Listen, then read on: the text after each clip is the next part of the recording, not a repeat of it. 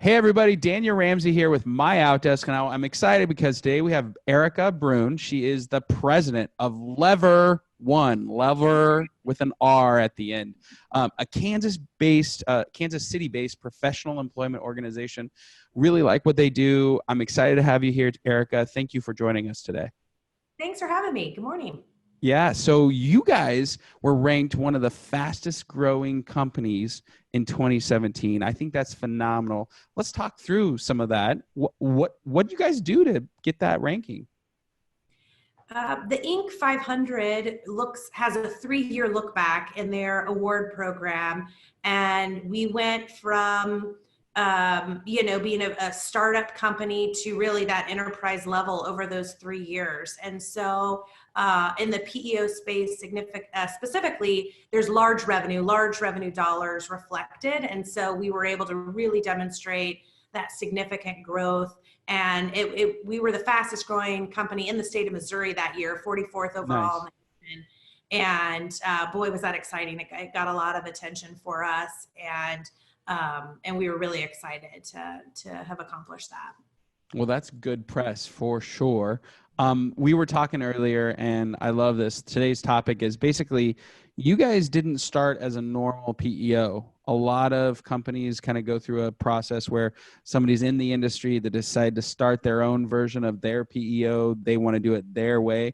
But you guys actually had a reverse process. You already had a successful business, several, and you started a PEO to service those businesses, which is an interesting story. So let's just start off with how you guys were founded and why. Sure. It is an interesting story. Most PEOs, as you mentioned, are typically insurance people that have been in the business, starting their PEO or through acquisition. We were an advertising agency, full service agency for 25 years when we started spinning off, acquiring and purchasing other marketing type businesses.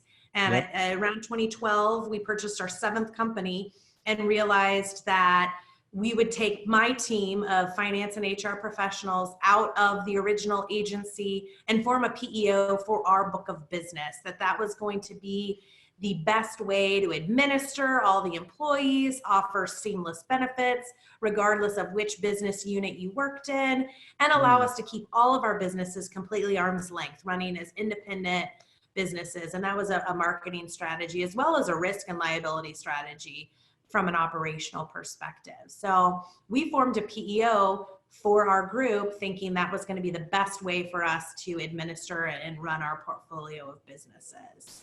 And Lever1 is kind of the hub where all of these businesses really sell and market to their clients, but you guys house the employees, all the benefits. And do you guys do the search for staffing and kind of helping your clients actually build their employee base too? We do. We brought in an executive recruiter last year because we identified so many businesses, certainly in today's economy, are struggling to find good people. They were asking us for help anyway. And we've got a team of HR professionals that have done search. And so we identified that would be a really great add-on service. And it's been going very well.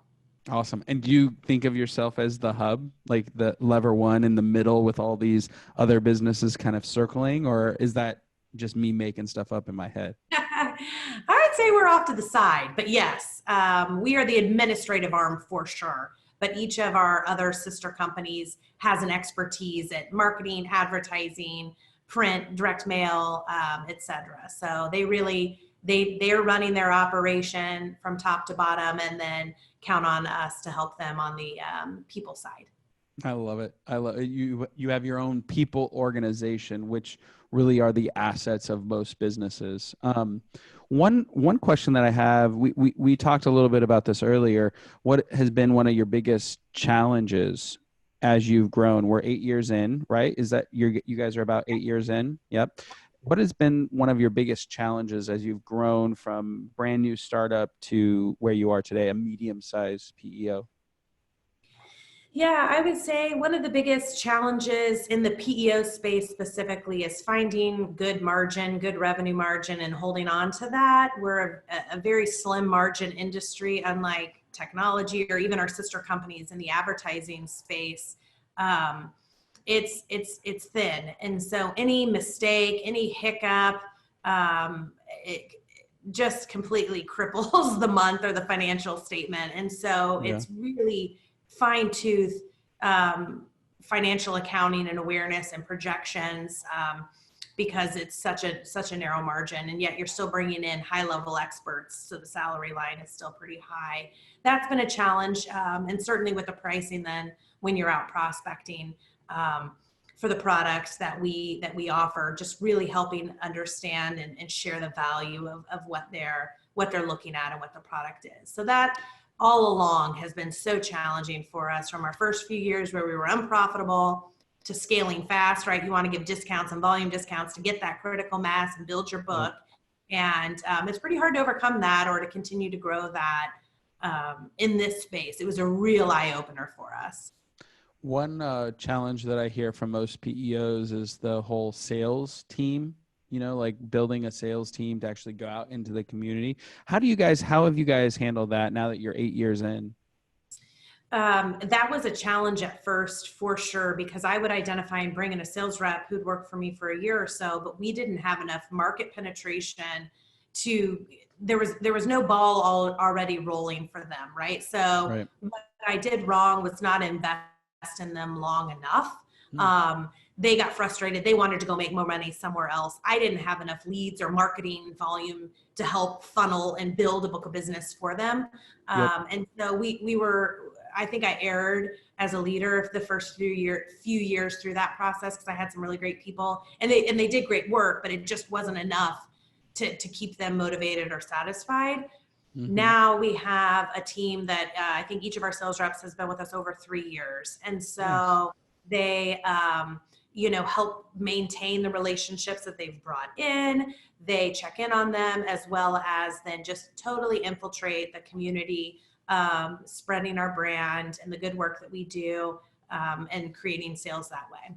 Yeah, I love it. One of the things that you and I talked about prior to this video was, and I really like this about you, your business is very catered to the client's need, which is unusual in the PEO world. Usually PEOs want to go after the insurance, they want to go after the healthcare, they want the whole pie, but you really focus on what your clients need. So let's talk about that. Your menu of services is actually unique in the industry. It is. And so when we launched, we didn't have enough critical mass to offer some of the group benefits that are commonly associated with PEOs. It's the chicken and the egg of, you got to have this volume to get good policies, but you can't get volume if you don't have good policies to offer. So we really heavily focused on HR and the value proposition of having a local HR team administer your payroll and your new hire paperwork and all the compliance aspects that a PEO really assists businesses with. And so by doing that, we had to be very accommodating with, maybe you don't offer health at all. Maybe you keep your health relationship where you have it. And we saw that very early on as an opportunity that many businesses would get declined from a PEO relationship, or they didn't like the feeling that they were forced to take everything or nothing. And we saw that as a market opportunity. And so we started being very flexible with the menu and really accommodating our clients with what was going to be in their best interest. Every year at renewal, we'll show you everything that you possibly have to choose from that you would get outside the PEO relationship and or then inside the PEO. And that way you're never going to be forced to work with us or have any confusion with what your pricing is or what you're buying.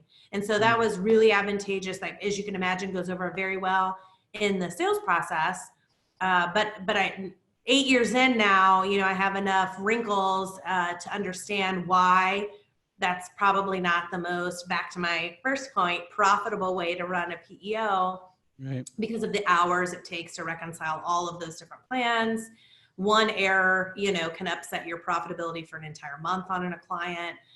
It just creates more room for error. And that's true for any business. As you're scaling, you try and get things more streamlined, more process oriented. And when you're accommodating client by client, it's harder to do that. But how we've grown. So Well, and that's the trade-off, right? It's a Right. lot more work, but now you've grown and your clients are satisfied and you're servicing them at a higher level. Right. And our volume, it got us to the point where now we do have benefits that are pretty hard to not want. We still have clients that want something else, and that's fine, but it afforded us the ability to now have very, very competitive products. That's cool. Erica, where do you see your business going over the next 3 to 5 years? Like, where's the industry and how are you guys going to participate in all the growth? We are interested in scaling, continuing to scale very quickly. We would love to get to that 10,000 employee participation level. We feel like that will really create an opportunity for us as an organization to offer best in class services and have enough critical mass to really have some creative solutions on the insurance side. So that's our goal for the next 5 years. I think the thing that everybody's watching is the future of healthcare and how we can help business owners navigate through that ever-changing landscape.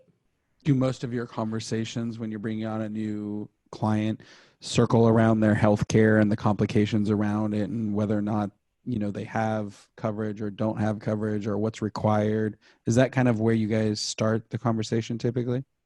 Typically, that is the starting point. It can really be a game changer on if we're the right option for them, and then opening the door to everything. They already like everything else, but we're going to be an additional cost, right? Yeah.